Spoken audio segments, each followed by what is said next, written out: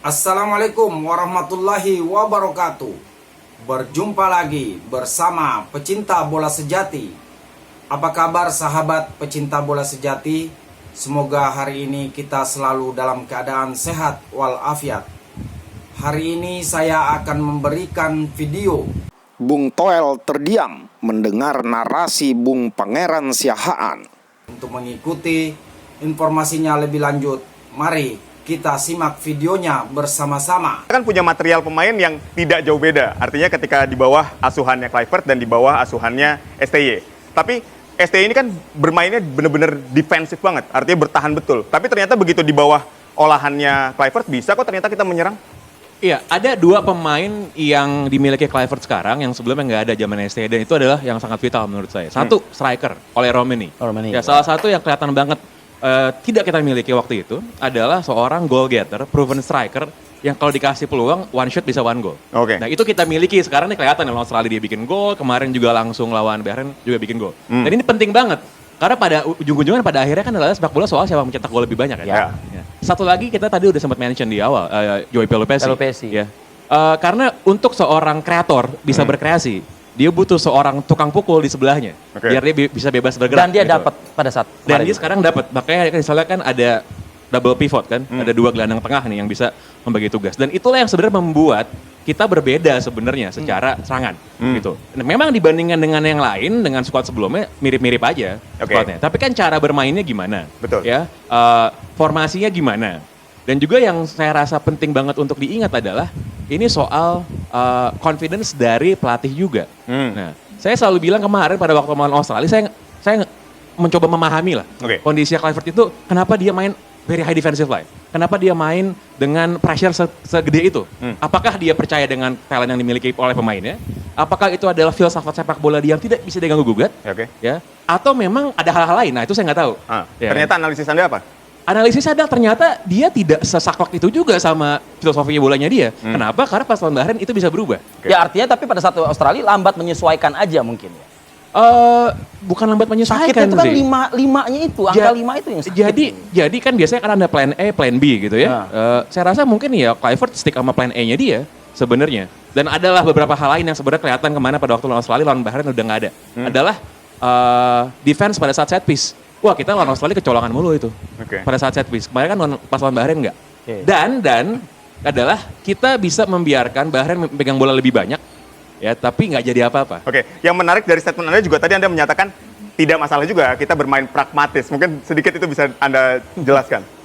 Ya, jadi ini berkali-kali ya kita selalu bahas bahwa yang paling penting adalah skornya siapa yang menang. Ya, siapa mencetak gol lebih banyak, siapa yang lebih sedikit kebobolan. Makanya tuntutan untuk bermain selalu ofensif, selalu menyerang gitu ya kan, dengan pakai istilah total football. Dan bahkan saya lihat di media-media cetak itu istilah itu dicetak jadi headline gitu kan. Itu saya rasa nggak perlu gitu. Nggak perlu. Kenapa? Yang kita harapkan adalah timnas kita kan menang. Lagi kita punya squad kayak gimana, kualitasnya kayak gimana, dimaksimalkan, gimana caranya squad ini bisa menang gitu. Kalau memang ternyata kita secara penyerangan tidak sedahsyat itu, kita masih belum balance, ya nggak ada salahnya kita bermain lebih defensif dan lebih pragmatis gitu. Apakah bisa dibilang kemarin pada saat lawan Bahrain kita defensif? Saya bilang sih nggak juga, nggak juga. Tapi kita bisa jaga balance itu, gitu. Kita bermain di kandang sendiri, kita nggak naruh tuh back terakhir kita di tengah lapangan kan nggak. Sementara kita main away di Australia, Jay Izzes itu adanya di tengah lapangan, bos. Ya artinya salah dong penerapan. Ya kalau lawan Australia salah, lawan Bahrain udah benar kemarin. Susah banget membuat Bung Pange ini satu segmen mengatakan salah yang di Australia kemarin gitu. Anda sepakat dengan Bung Pange? Yang di Australia kemarin salah gitu. Salah, ada kesalahan iya. Makanya sebetulnya saya bosan sama Bung Pange. Harusnya Tio Nugroho di sini gitu. Kenapa? Ya, menarik aja kalau ada Tio Nugroho. Karena pernyataan-pernyataannya juga gitu kan ya. Enggak, soalnya kalau Matoel kita objektif aja.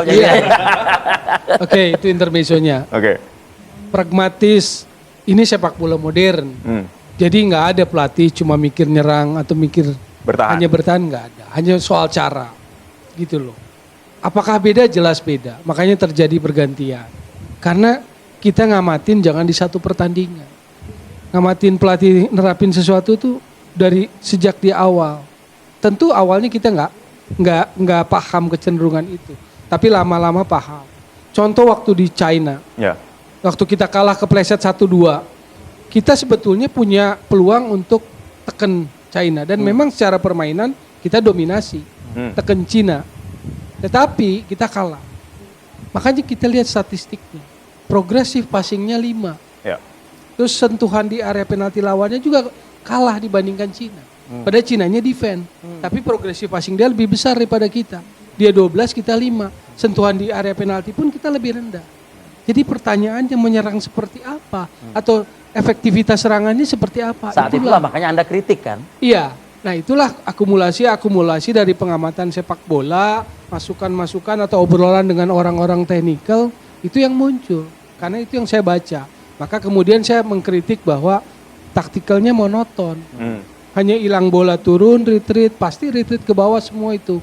Menjadi 5-2, 5-2-3 gitu loh. Lalu counter attack. Nah itu yang sekarang berbeda. Bahwa kemarin terjadi resiko, oke.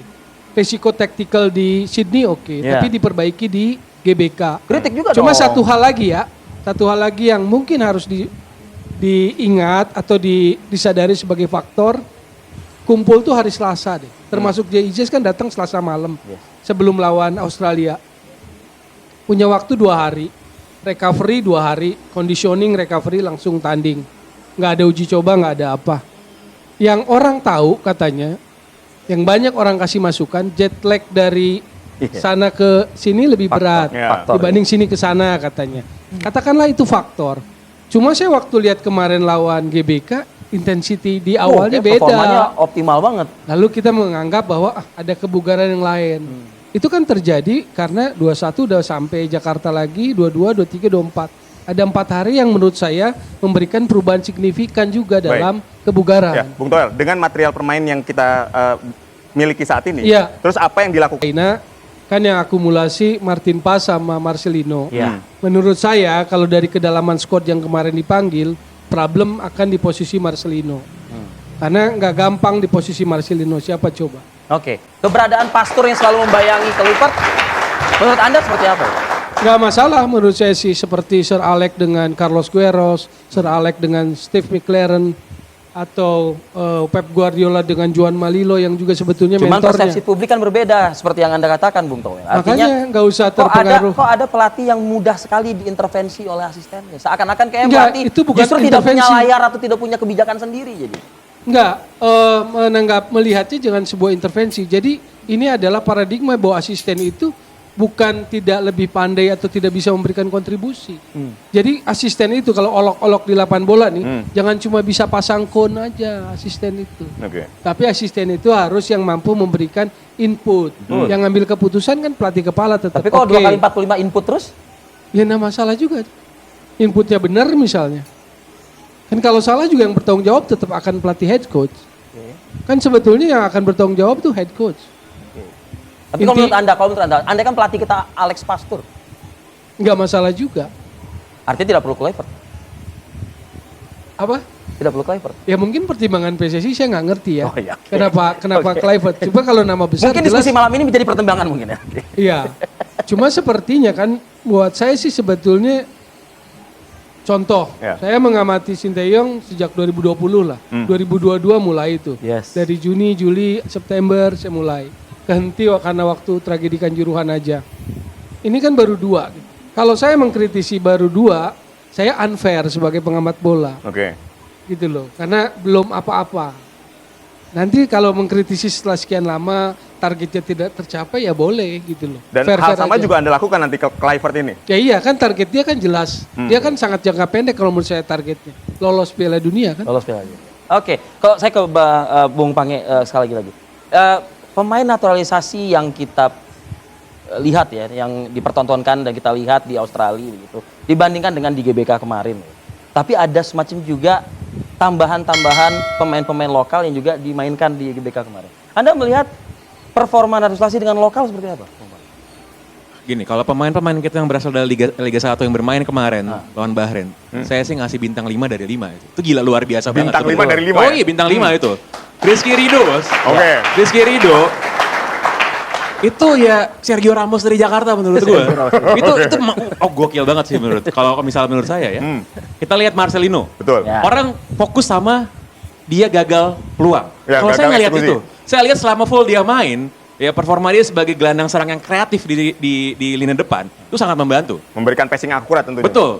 Dan dibandingkan dengan pemain lain yang ada di lapangan, mungkin saya bisa bilang paling kreatif di sana ya Marcelino sebenarnya. Ricky Kambuaya begitu dimasukin bos. Wis, gokil banget. Ya ngobrak-ngabrik sana sini dan satu crossing sangat cantik pakai kaki luar yang harusnya bisa gol. Iya. Kalau gol saya rasa kita akan nge-replay terus itu. Crossing Ricky Kambuaya. Jadi kalau kita mau lihat kualitas pemain, saya nggak bilang pemain lokal kita karena semua pemain Indonesia ya. Ya, Pemain yang bermain di Liga 1 itu kualitasnya menurut saya sudah sangat kompetitif dan layak untuk terus menjadi starter di timnas Indonesia.